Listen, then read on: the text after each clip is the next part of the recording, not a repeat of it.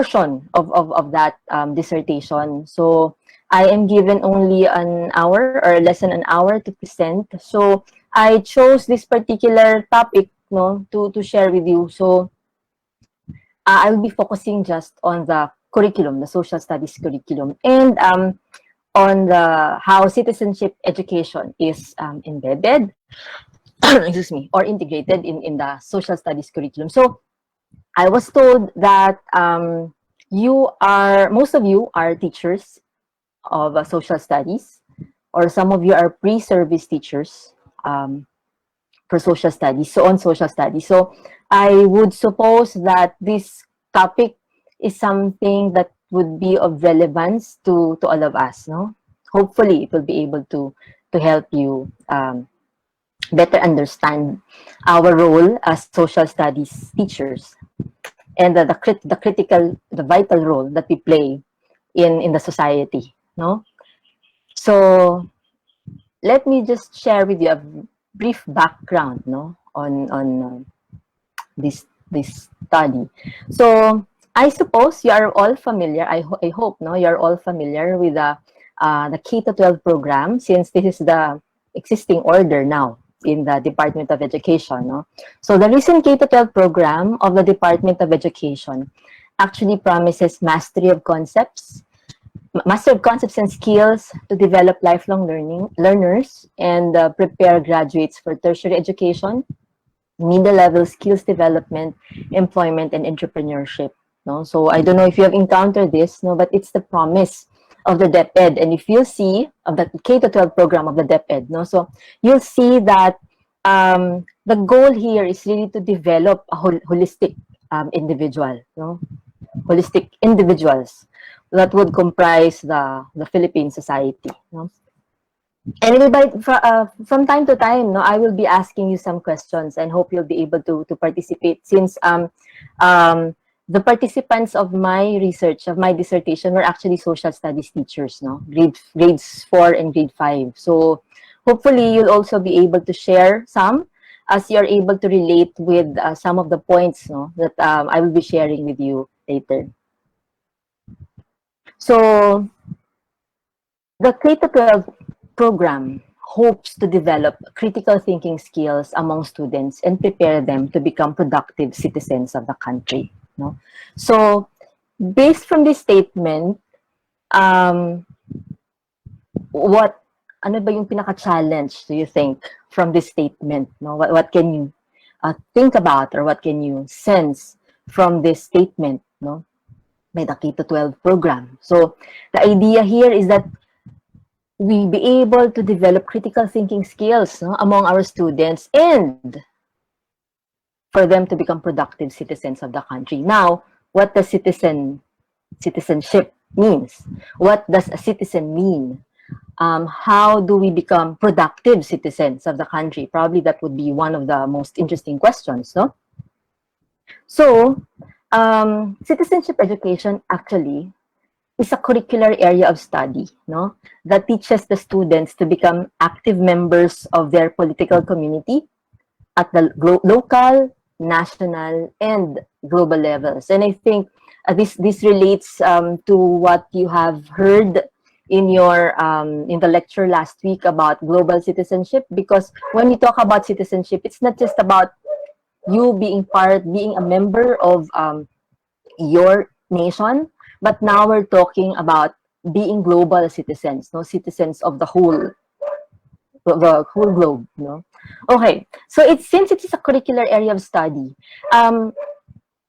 what particular is there as particular subject area, do you think, that would be teaching this idea of becoming active members of the political community, the local, national, at the local and national global levels? What do you think?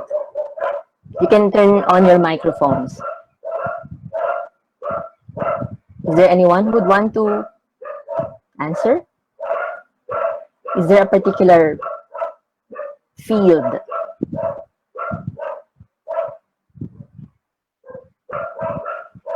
Okay, no, I think nobody wants to answer. Later, no, we will be answering that question.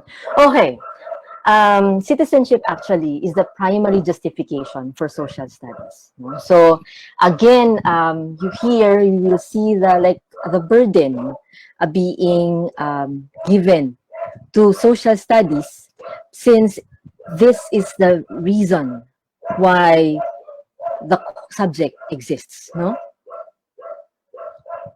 it has always been the central and the focal point of educational discourses in this subject. So when we talk about social studies, you'd always be hearing about citizenship, citizenship education, how to become good citizens, how to become productive citizens of the country. No? Likewise, according to Ross, no, there is a general agreement about the purpose of social studies, no?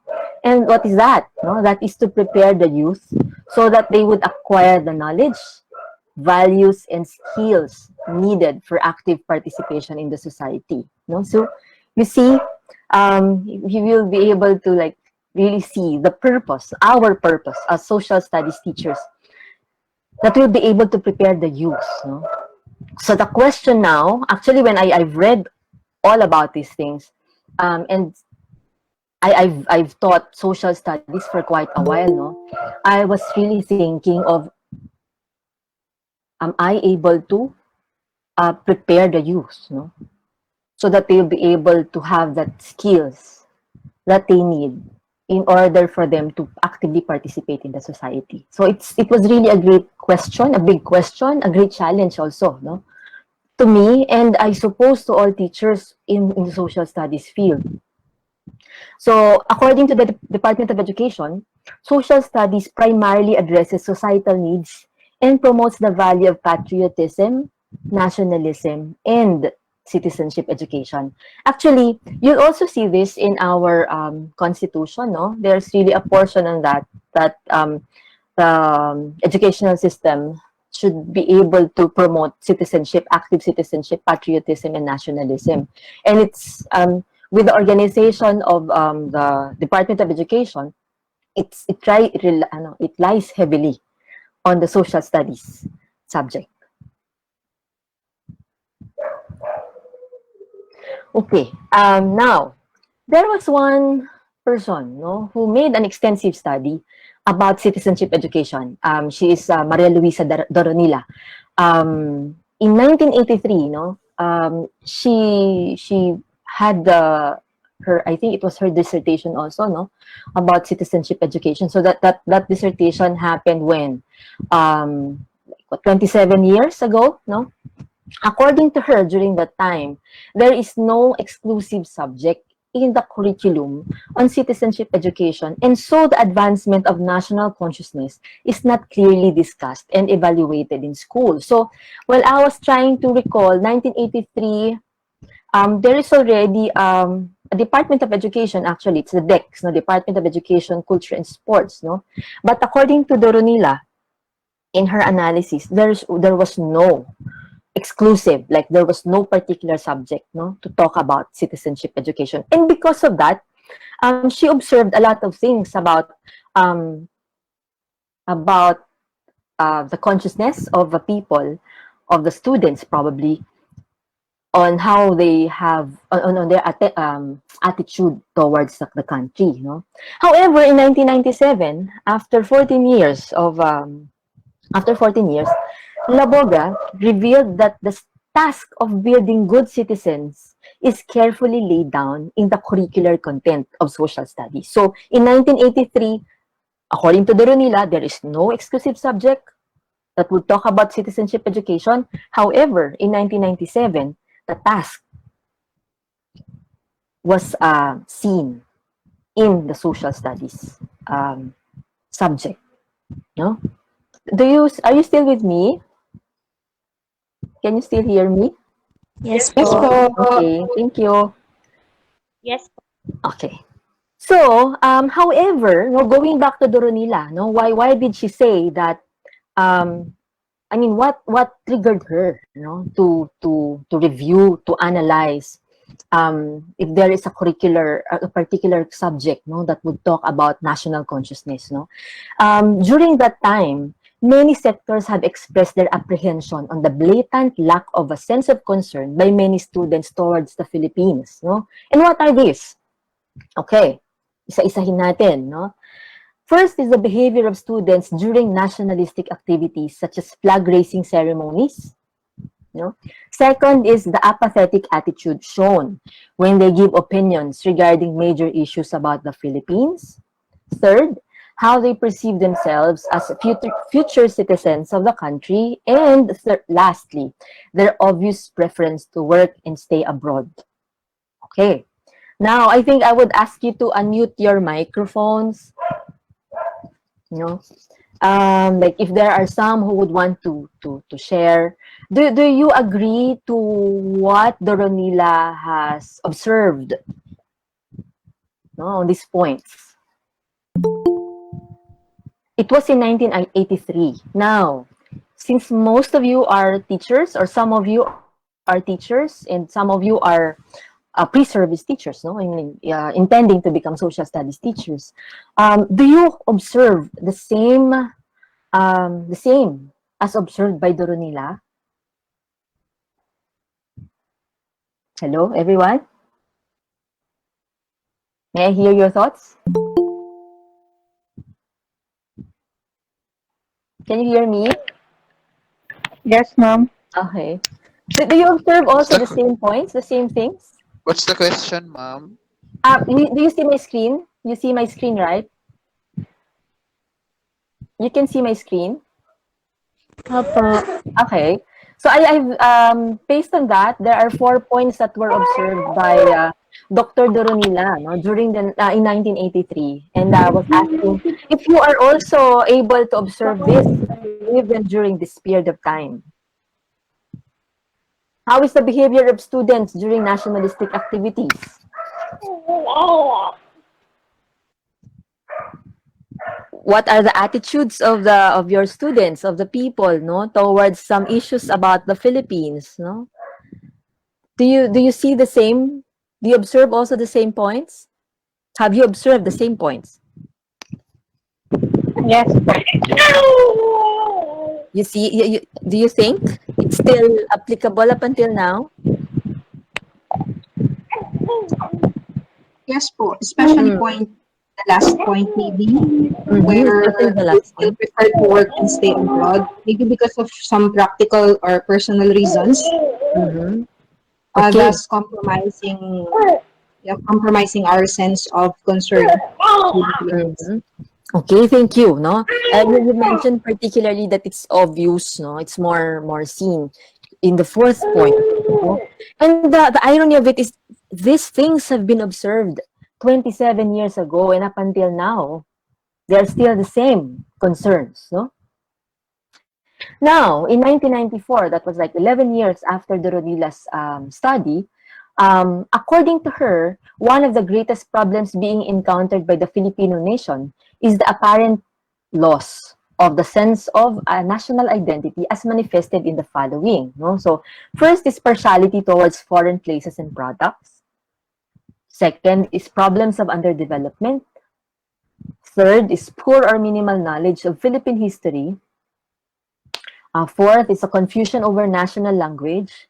And fifth is the thwarted values of the Filipinos. So 11 years after the study of Doronila, somehow these were the same issues and concerns noted by Pakis. And if you're going to look at these 5 points again, some of these are still very relevant. 26, how many years later? 1994, 2004, 26 years later, no? So, Doronila study pala was 37 years ago, not 27. It's 37 years ago. Pakis study was conducted 26 years ago. And some of these points are still very evident, no? Up until now, no? 2020. So, if you look at it, the goals of this, there is an apparent gap, no? There is a gap. So, if you'll see here the arrow, it's a broken arrow, right? there is an apparent gap between the goals of the state, no, what the state wants based on the Constitution, on what is written in the Constitution, and on what is mandated by the Department of Education, and in terms of the student's state of learning within the scope of the social studies curriculum. No? So there is somehow a mismatch, no, in terms of the goals of the state and the state of learning of students within the scope of the social studies curriculum. And because of that, it is important to look into the social studies as a subject and how citizenship education is situated in the social studies curriculum and the teacher's pedagogy. Remember, the pedagogical practices, the strategies used by teachers are all anchored in the curriculum also, no? So the strategies that we use still depend on the curriculum that we use. Okay, so it is interesting to look into some of these issues, how citizenship education is situated and integrated in the curriculum. Second is how the teachers interpret citizenship education through their teaching strategies. And third, how citizenship education is depicted, no, in social studies textbooks. So these three are all interrelated. As I mentioned earlier, the strategies that teachers use, that we make use of, are all depends on the curriculum that we use. No, we try to design a strategy, teaching strategy based on the curriculum that is presented to us, and sometimes on the textbooks that we use. No, and there are also some textbooks that already what do you call that? That already prescribe or suggest some activities, no, on how you will go about delivering your lessons. So just before I proceed, I would just like to share with you how my study is framed. No, I used the social constructionism perspective inspired by the interpretive by the concept of interpretivism, no, wherein social constructionism means different things to different people depending on what is needed and what is needed at a given time, no. What else? Social constructionism is framed by the philosophical assumptions that there are multiple versions of the world and that texts are open to multiple and contestations of meanings. Meaning, when I looked at the citizenship curriculum, social studies curriculum, and when I was trying to locate citizenship education in that curriculum, I was using my own construction, no, of citizenship. I had my own interpretation. I have my own reality of the K-12 program, no, the K-12 curriculum. The same thing with the teachers that I interviewed, the teachers that I have observed. They had their own version of citizenship education. They have their own reality and they have their own definition and interpretation of that particular concept. No? Thus, they also have different ways of presenting the concept to the students based on how they have interpreted and based on how they have constructed the definition of citizenship education. Are you still with me? Yes, po. Okay, thank you. So I can now proceed. Yes, ma'am. Okay, thank you. I just presented the framework, no? Where saan po naka-anchor yung aking study that I'm sharing with you. So the study covered elementary school social studies, but I just focused on grades 4 and grade 5, no? Just to briefly share with you the method and how I selected the grade level, no? We all know that social studies covers from grade 1 to grade 12. And for each grade level, there is a particular theme, no, for social studies. And as I mentioned, I am using the social constructionism framework. When I look through the curriculum, I felt that the concept of citizenship education can be heavily seen in grades 4, grade 5, and grade 6. No? Grade 4 talks about who among you are elementary teachers. Who among you are teachers of elementary? Are there some of you who are teaching elementary students. Grade 4, I think, covers Philippine geography. Grade 5 and grade 6 is about is on Philippine history, but they have divided it in 2 periods, no? Now, I chose grades 4 and grade 5 because during the time that I was gathering my data, the K-12 program is newly instituted, newly implemented. When I was interviewing grade 4 teachers, that was a terminal grade level on the implementation of the K-12 program. No? The grade 5 during that time was still using the old curriculum. No? What was the old curriculum? Arbeck? Was it Arbeck? Okay. And then, since I used the qualitative, I used the grounded theory, no, in doing my research. It took me another year, no, to be able to do the analysis. So, inabot ako ng grade 5, no, when the grade 5 was also started using the K-12 program. So, I used the 2 grade levels, no, for my study. But even though I wanted to consider grade 6, I do not want to prolong my data gathering for another year. No? So I chose only grade 4 and grade 5 because these were the only ones covered by the K-12 curriculum. Okay, so I used triangulation in order to understand how citizenship education was conceptualized in the social studies program. Triangulation in the sense that I looked into the curriculum, the pedagogy, the textbooks, and at the same time, the problems that were encountered by the teachers in the implementation of the program, of the curriculum. Okay, I think this is familiar to all of you. Are familiar ba ito sa inyo? Hello, everyone? Does this look familiar to you? No po, ma'am. Okay. This is the K-12 basic education curriculum. No? If you are teaching social studies, no, and you have been introduced to the K-12 program, K-12 social studies curriculum, it summarizes, this diagram summarizes actually the social studies education curriculum. So it's a little bit blurred, no, but I think I have translated it in the next slides, no, the bottom statement, no, I have translated it here. So let's look at the social studies curriculum and citizenship education. So let's try to see how they interlock, how they are intertwined. No, so the social studies curriculum, as shown in the diagram, no, ito yung English translation. No, it aims to produce students who are critical, reflexive, responsible, productive, and have the concern for the environment, the country, and the people. And more so, it also aims to help students have a local and global perspective, taking into account the past, the present, and the future of the society.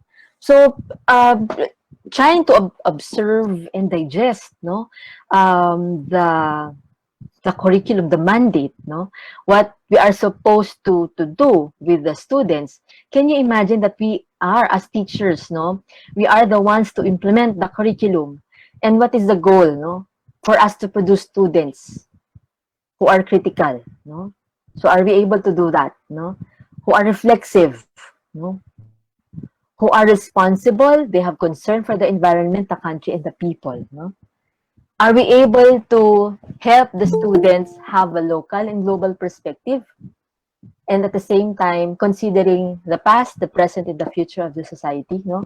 Medyo heavy yung task as a social studies teacher, I guess, no? As me as a social studies teacher myself, no? Okay, so the curriculum actually seeks to assist the students in gaining the 21st century skills needed to achieve a functionally literate and developed Filipino. Well, I think we are all familiar about the 21st century skills, no, that we need to impart among the students, or not really impart, but for our students to imbibe, no, or to have, no. So the curriculum also aims for that, no? That we be able to have students that are functional literate and fully developed, no, as a Filipino citizen. The curriculum also aims to develop students who know their identity and the roles they play as Filipinos who are actively engaged in the affairs of society, the country, and the world. No, so again, we are not only developing. I mean, we're talking about the students here, no, but we always envision these students to become productive members of the society. And how do they become, or how do we become active members of the society? If we have that critical sense of understanding what is happening around us, no, about the affairs of the society, about the affairs of our country, and about the affairs of the world. Okay, so for the grade 4, as I mentioned, I only looked into the grade 4 and grade 5 level, no? So the learning competency expected from the students in the grade 4 level is that first, to gain pride in their being a Filipino of their country, no? So ano lang, no? Paano nila maipaglayabang, maipagmamalaki ang isang pagiging Pilipino, at paano nila maipagmamalaki ang kanilang bansa, no? That's one. Second is to give importance to the diversity of the Filipino culture, using their skills in geography, understanding of culture and economics, participation in democratic activities, and highlighting the aspirations of the Filipino people. So, the idea there is to gain pride in their being a Filipino and them being aware of the culture, no, the economy, the economic condition, and see also how the Filipino people would be able to share more and contribute more to the country. For the grade 5 level, the learning competency expected is first to show understanding and appreciation on the unification of the Philippine archipelago and early societies until the major economic changes that occurred in the 20th century and its implication in the society. So, as I mentioned earlier, it's more on the Philippine history, but it's from the prehistory, early Philippine period, or prehistory, until the 20th century. No? However, you do not, when you talk about history, you only do not talk about the dates, no, or the events. But the major point here is that what are the implications of these events, no, to the society during that time, during that particular period, and how do we relate those events to the present situation? No? Do you still are you still with me? Yes, Okay. I hope you're able to follow. If yes, you, ma'am. okay. Am I still making sense? Yes, very much so, ma'am. Okay. Thank you. Okay. So, let's look at the, I mean, ano bang tawag dun sa English? Hinimay ko, no? I tried to look into the grade 4 curriculum guide. Again, no, using the frame of the social constructionism, ha? Okay. The main lessons were on geography, no, in terms of content and performance standards. So, for the first grading period, remember, so in all subject areas, at least in the Philippines, we divide it into 4 grading periods. Remember when you were in high school or when you were in elementary, di ba? It's always on the 4 grading periods. In college, semesters, we're talking about semesters, no, even among postgraduates. But for the grade 4, for the first grading period, the topic was ang aking bansa, no? My country. So, it starts with the concept and definition of what a country is. And then, it tries to establish that the Philippines is indeed a country, no? In which the students are also taught to understand, read, and use maps, and so locate the Philippines vis-a-vis other neighboring countries. Sige nga, who among you, since most of us are relatively matured individuals, who can proudly say, in front of this, how many people who are here in this Zoom Zoom, Google Meeting, who among you will be proud to say that you are very good in geography? Philippine geography, for that matter. Sige nga. You may unmute your mic. Or ano, what does silence mean ba? Silence means yes, or silence means no. Are you good in geography? Me, I'm not good po in geography. You are not good, ma'am. Yes po. Okay. How about the others? Hindi rin po. Hindi rin. Okay. Because I am also I would also admit that I am not very good in geography.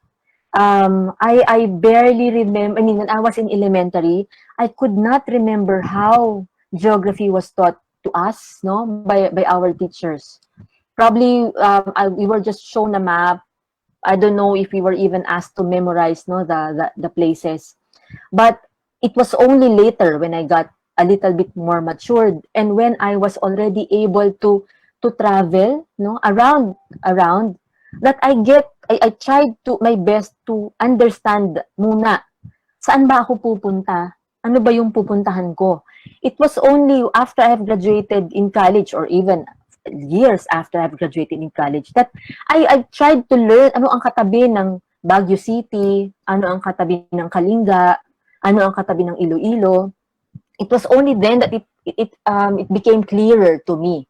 No? So, I think, I mean, based on that, I mean, marami sa atin dito sa Google Meeting na ito are admitting that we are not really good in geography. So, if we have that feeling, we do not want that to happen to our students as well, right? So, how will we be able to make our students understand our country, no? Because sometimes the strategy that we use, or some of the strategies used by teachers, is that they just ask us to memorize. No? What are the countries belonging to Region 1? So students would just memorize without really understanding. No?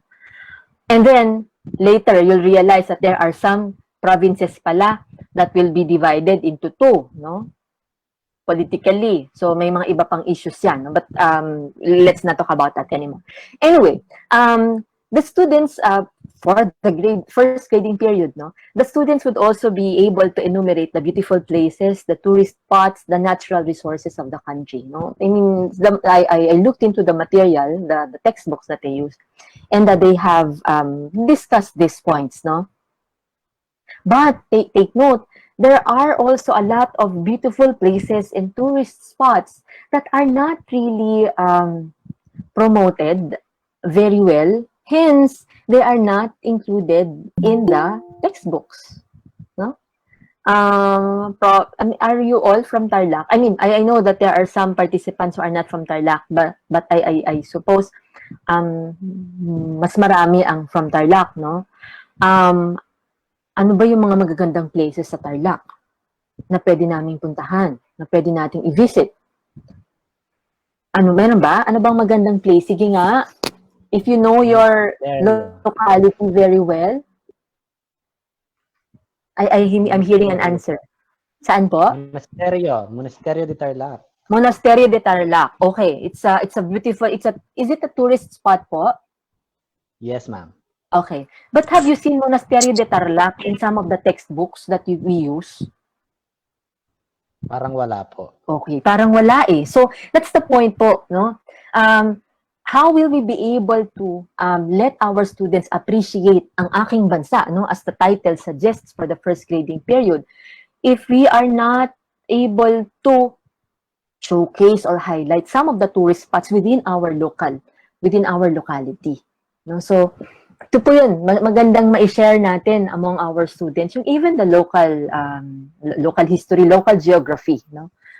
Okay, for the grade 4 second grading period, the topic naman is lipunan, kultura, at ekonomiya ng aking bansa. So, it refers to the, of course, society, culture, and economy. No?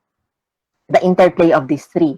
So, the students are expected to know the interplay of the three major forces, and then, included in this section is the religious beliefs, the indigenous peoples, the ethno-linguistic group, and the sources of livelihood of the Filipinos in each region of the country. No? So, maganda po yung maganda yung intention because it introduces us to our other Filipino, iba pang Pilipino sa ating bansa, no?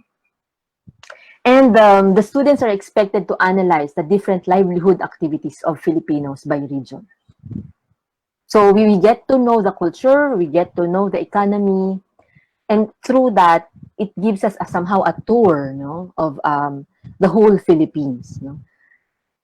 Kaya lang yun nga, second grading period lang is very, very short, no. Okay, for the third grading period, the topic is on ang pamamahala sa aking bansa. So, this talks about the Philippine government, no? Which includes the different branches and powers associated with them. No? So, the three branches, executive, the legislative, and the judiciary. And it also highlights the role of the Philippine government in the promotion of the rights of every citizen and the attempt to evaluate the government's projects and programs in terms of promoting the welfare of the whole country. So, ang question lang po dito, well, maganda, no? Because it introduces us on the government, the politics of the governance about the country. But sometimes, I think, papasok na po dito yung strategy, no? How do we teach this to the students, no? Are the students really able to understand the three branches of the government? And even the rights, no? At least dapat talaga ma-introduce na yung rights of every citizen, particularly their right as children and as future productive citizens of the country. No? For the fourth grading period, the title is Kabahagi Ako sa Pag-unlad ng Aking Bansa. So, I am part of the development of my country. No?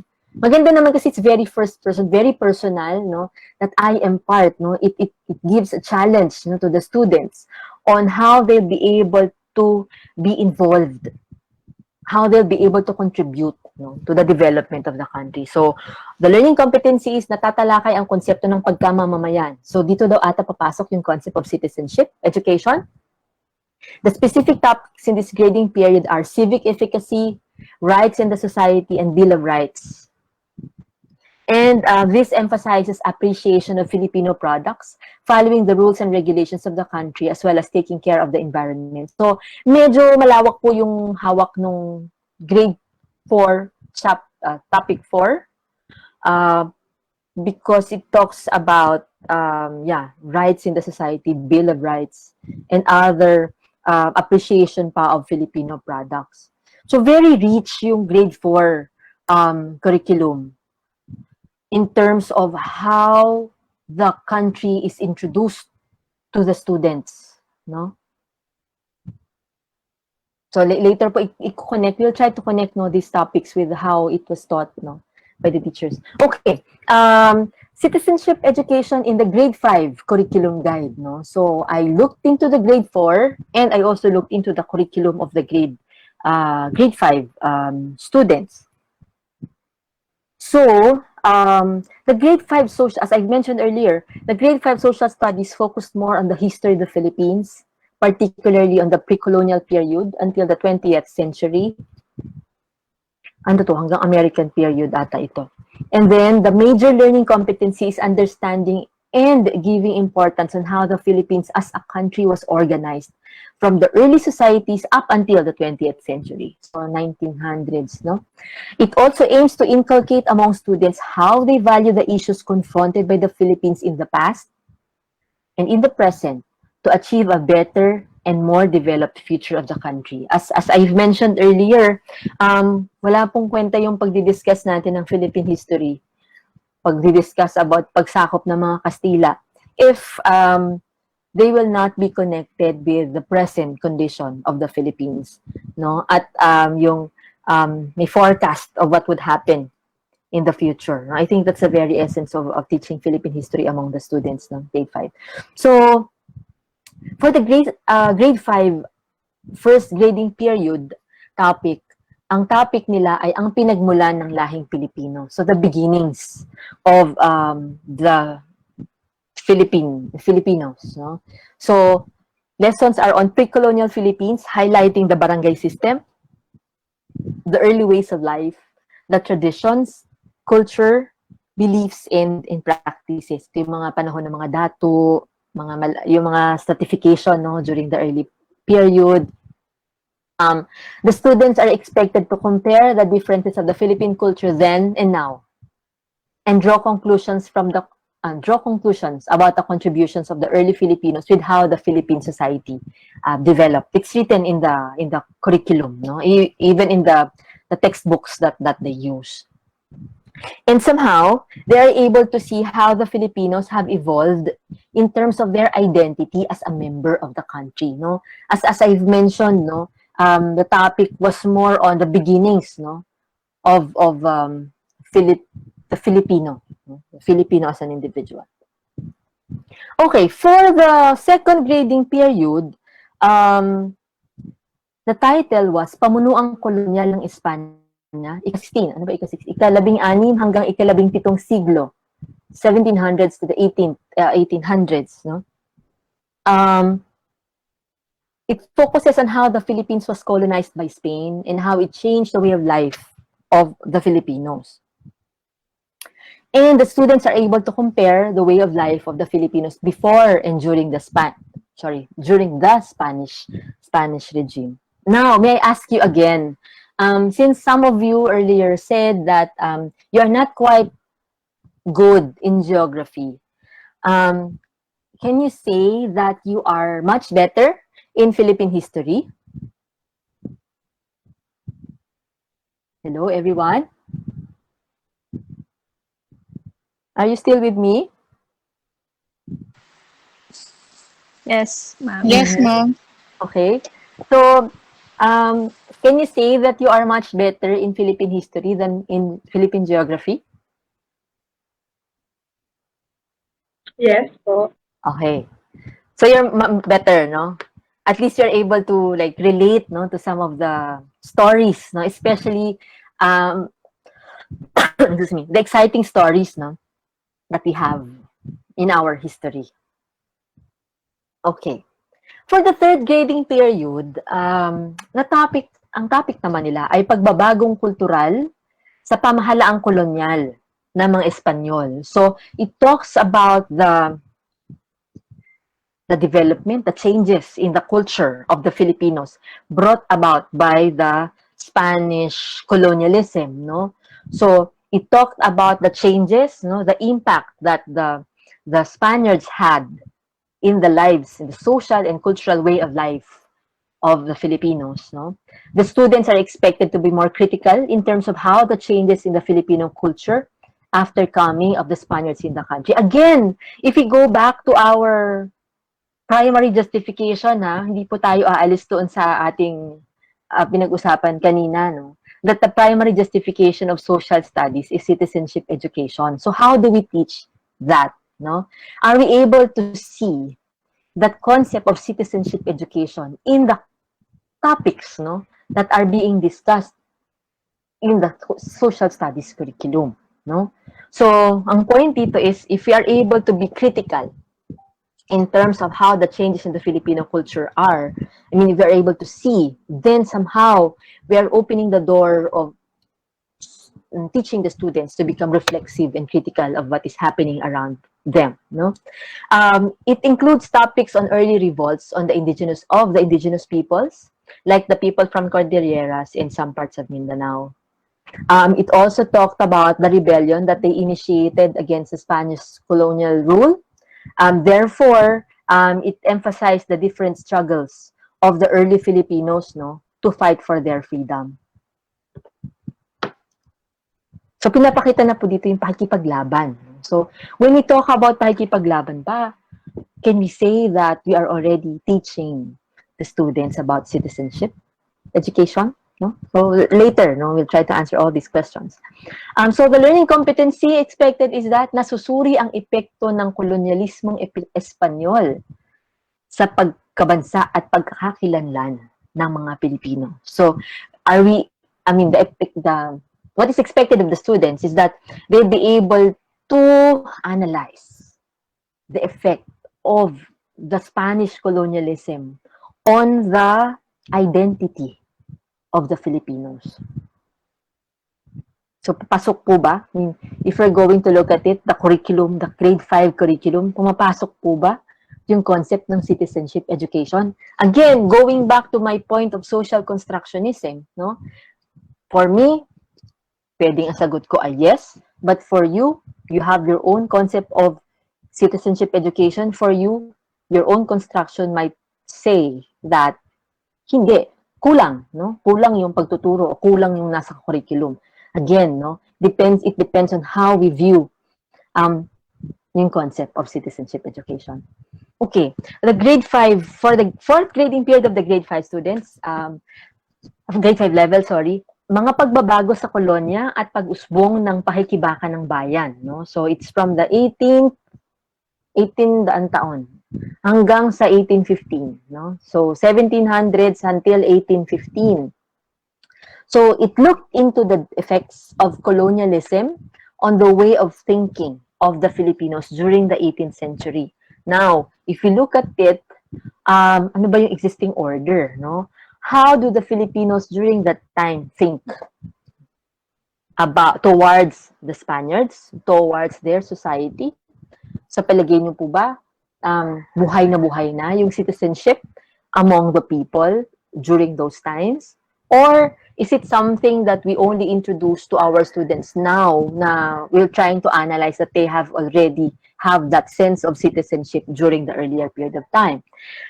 A second is maipamalas ang mapanuring pag-unawa sa pag-usbong ng kamalayang pambansa at tungo sa pagkabuo ng Pilipinas bilang isang nasyon. So, it's one of the learning competencies, no? How to teach that development of that national consciousness, kamalayang pambansa is national consciousness towards the development of the Philippines as a nation, no? So these are part of the grade 5 social studies curriculum. Do you have any questions so far? Hello, everyone. None so far, ma'am. Am I still making sense? Yes po. Okay. Because I will be presenting, medyo tapos ako dun sa citizenship education in the curriculum of the grade 4 and grade 5. I will be sharing with you naman how the teachers understood the concept of citizenship education. As I have mentioned earlier, yun nga, no, I always go back to my framing of social constructionism. It's how the teachers understood, how the teachers construct, how the teachers realize the concept of citizenship education, no? So actually later I could be asking, may pwede ako magtanong sa inyo because you might have your own understanding of citizenship education that was not captured. I mean, sorry, yung baka kasi yung ipipresent ko later did not capture your own meaning, your own understanding of citizenship education, no? So, one of the concepts that the teachers associate with the concept of citizenship education is identifying oneself as a member of the country. What does it mean for them? Actually, magbibigay lang po ako ng narratives, no, or some quotations, no. So, try to see if you could relate to some of their points, no, some of their conceptualizations. One teacher said, para po siguro maging aware yung mga kabataan na kung ano ba yung kinabibilangan mo, ikaw bilang isang mamamayang Pilipino, dahil ikaw ay pinanganak na mamamayang Pilipino, hanggang sa kamatayan mo, mamamayang Pilipino ka na lang ba? O pwede pang magkaroon ng ibang pagkamamamayan? Halimbawa, kagaya nga po ng dual citizenship. Paano na isasakatuparan ang pagkakaroon ng dual citizenship? So, talks about oneself as a member of the country, no? And for that particular teacher, he was also thinking of possibility of dual citizenship. It's about membership, no, of the country. For another teacher, for others, no, not only one teacher, but for others, citizenship education is teaching to be good citizens of the country, no? What does it mean? According to them, citizenship education, yung ilang lang po mga quotations yung isa-cite ko. Citizenship education is teaching how to be good citizens of the country, obey rules and regulations, performing duties and obligations, and enjoy the rights and privileges as the citizen of the country. Kumbaga po, lahat ng mga patakaran sa bansa natin, yun yung tinuturo namin na within the level of the pupils, no? So, it's more of being good citizens of the country. Now, I think the question here is, what is a good citizen of a country? No, yun siguro yung tanong, no? Kasi it's their construction, it's a teacher's construction, be good citizen. And based on this CP, based on this quotation, you are a good citizen when you obey the rules and regulations, when you perform duties and obligations, and you enjoy the rights and privileges as a citizen of the country. May I ask you, baka may pwedeng gustong sumagot, no? I would like to ask you, do you agree to this definition, or do you agree to this understanding of what a good citizen is? Hello? Can you still hear me? Hello? Are you still listening? Yes, ma'am. Yes, Okay. ma'am. Nakikinig pa po kayo? Listening Yes, pa po kayo? It's quite difficult, no, to handle a lecture, or ano ba tawag dito? A talk. When you're just speaking in front of a monitor, no? I also want, in as much as I would want to see your faces, no, your reactions, wala eh. Screen lang po nakikita ko. But I also want to hear your thoughts, no. Do you agree ba, at least to this statement, that being a good citizen is obeying rules and regulations? May I also share my thoughts, Dr. Sure. Marasigan? May I know your name po? This is Faith from Edu. Okay po. Sige, ma'am. Basically, I agree to that definition. However, I would like to go a bit further, Mhm. stating that not only just to adhere Aha. to the rules regulations, but also to capacity change if there's a need for one. Yeah, okay. Thank you, Ma'am Faye. That's true, no? Again, no, going back to that idea of social constructionism, no? It's your construction, no, that the definition given by a particular teacher, medyo kulang, no? It has to be, to move farther, no? Farther away. But yung point is, you capacitate, you know? You try to, how do you introduce change? Thank you po, Ma'am Faye. Any other thoughts? Any other ideas? Do you agree? Do you disagree to this definition of one teacher? Again, di naman natin sasabihin mali yung sinasabi ni particular teacher na sinasite natin dito, because that is his or her construction of good citizen. Now, I have a question. Like, if you teach your student to go against, I mean, not really go against, but to try to question the existing system, for example, of the government, or not really question, but you try to like be critical. Does that make you, or if you are critical to what is happening to the government, does that make you a bad citizen of the country? Because we go beyond, for example, the elementary. Like if you're handling high school or grades 11 and 12, senior high school, mas pwede na po ituro yung critical thinking eh. Mas talagang mas evident. But when you try to teach them to be critical, are you teaching them to be bad citizens of the country? Meron po bang gustong sumagot dun sa tanong ko? Ma'am, may I also answer? Apo. Miss Faye, is that you again?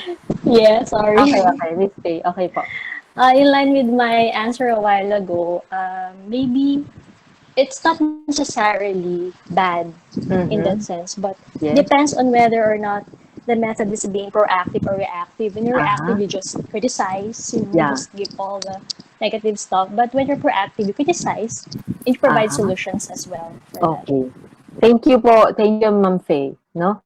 That's the point, no? Like, how do you teach? And how do you prepare the students really to become good citizens of the country? No? So that's a very good point, Ma'am Faye. Thank you for sharing. I hope others would also share later. Okay. Another understanding of the teachers of citizenship education is that making students socially aware. So, citing from their points, para maging aware sila kung ano ang nangyayari sa paligid, mga suliranin, kung ano yung pwede nilang gawin. Ito, I think, yung sinasabi ni Ma'am Faye kanina, no? Para makatulong kahit yung mga simpleng gawain lang. Di sila aware na natuturuan din namin sila na maging responsible, no? So, by making students socially aware for them, that is already, no, an idea of citizenship education. You educate to become good citizens. Or by the concept of being a Filipino, no, for them, that's a citizenship education, no.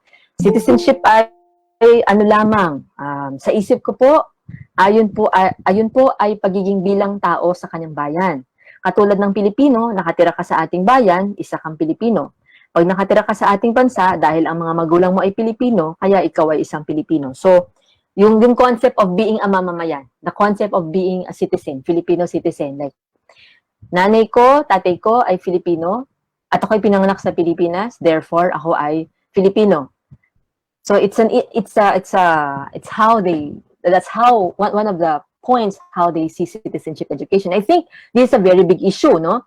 Akala natin, simple lang yung definition ng nanay, tatay ko Pilipino, ako'y pinanganak sa Pilipinas. But, this becomes a major issue pagka may mga malaking usapin sa ating bansa, gaya ng ABS-CBN disenfranchisement, no? When they were already questioning the citizenship of the chairman, no? Gabi Lopez, no? So, I mean, very relevant then yung mga definitions na ito, understanding na ito of citizenship education. So, pag sinabi kasing pagkamamamayan, nung una ang alam ko ay kung paano yung pag-acquire ng nationality, no? So, yun nga, no? The very basic premise of ikaw, ako, nanay, tatay ko Pilipino na rin ako, no?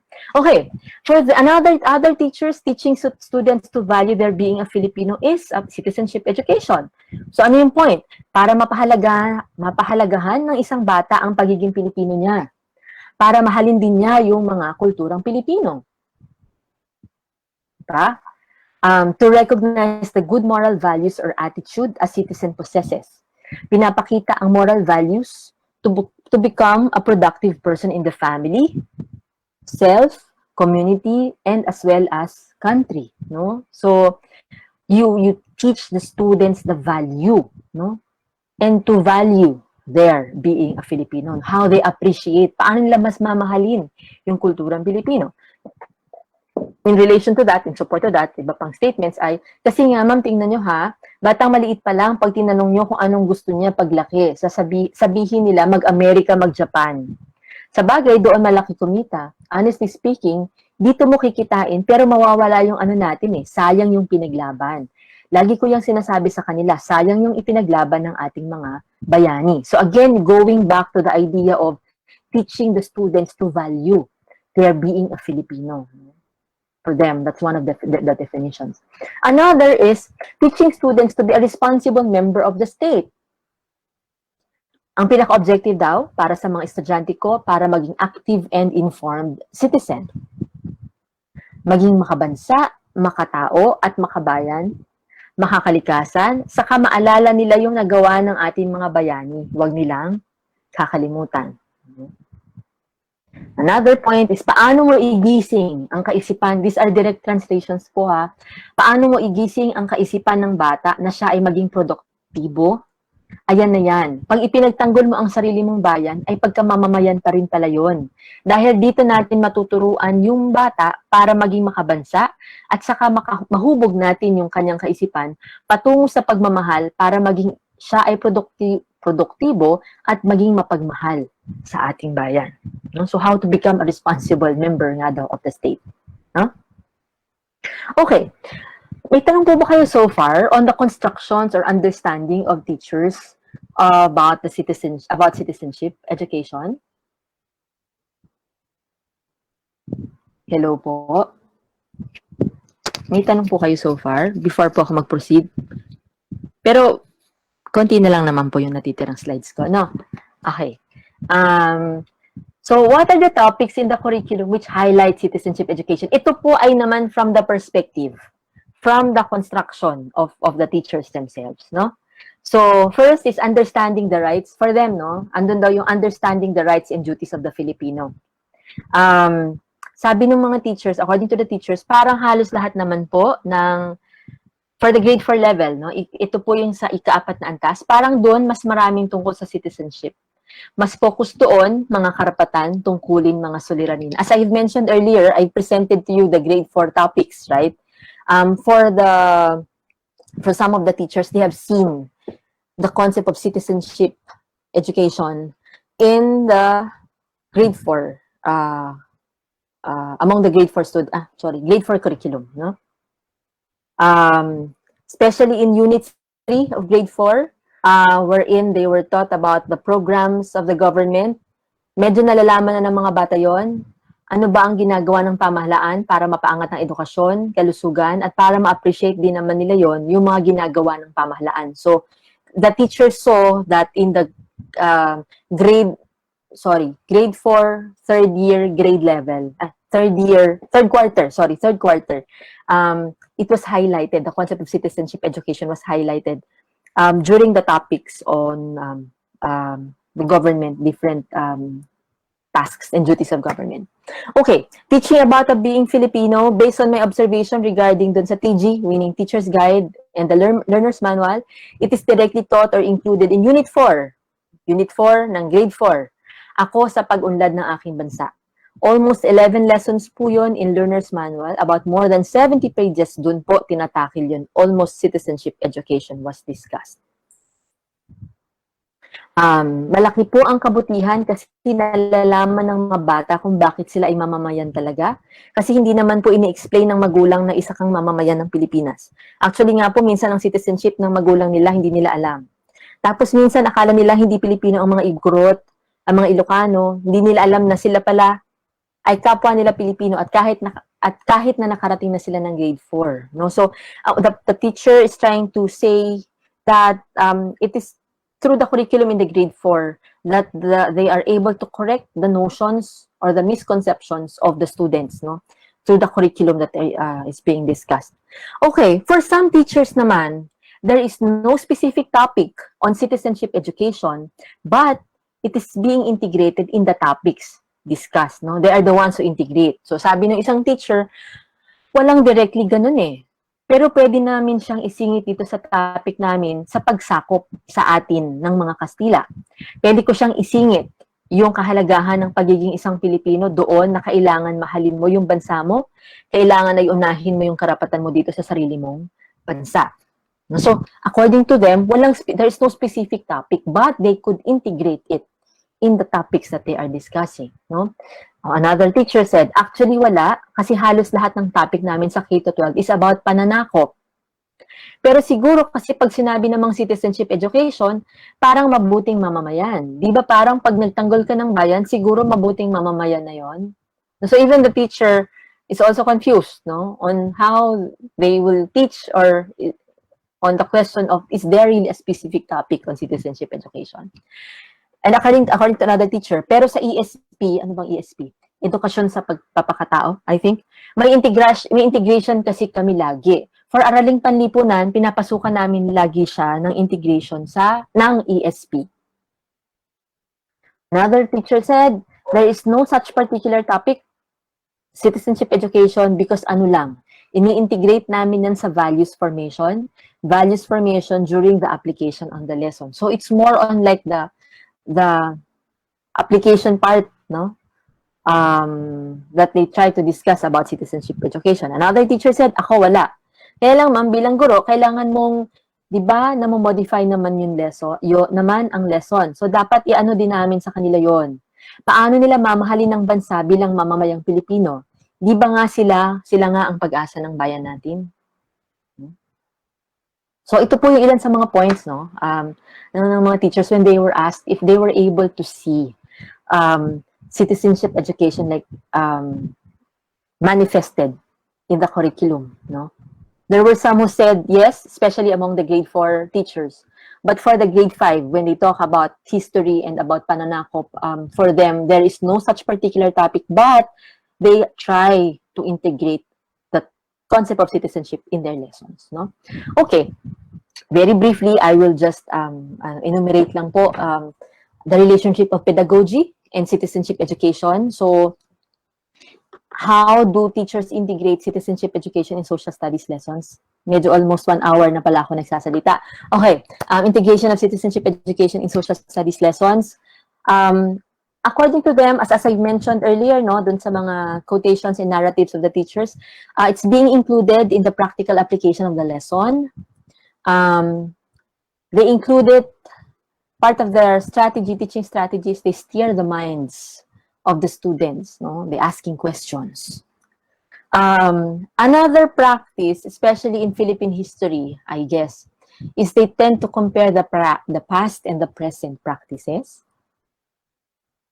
Okay. So, ano po ba yung iba pa, no? Other pedagogical practices. They use various strategies, no, to teach citizenship. They design also activity. I think ito po yung major issue naman lagi, no, sa atin. Know your audience, no? So you design your activities based on the capacities of, they design their activities based on the capacities of their learners. So, as a conclusion,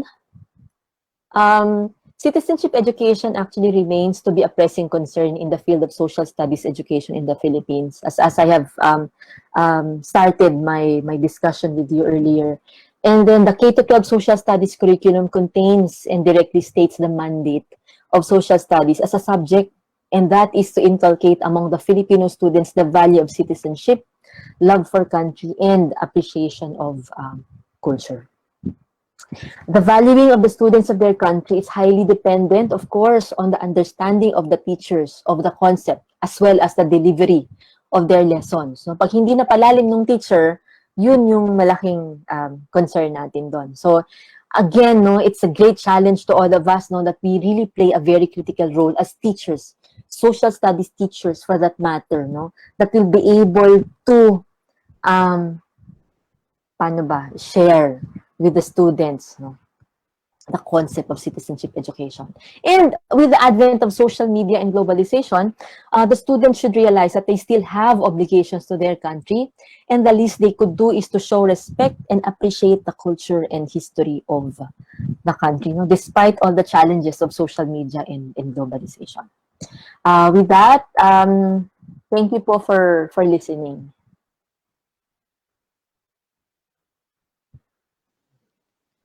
Thank you very much, Dr. Sherry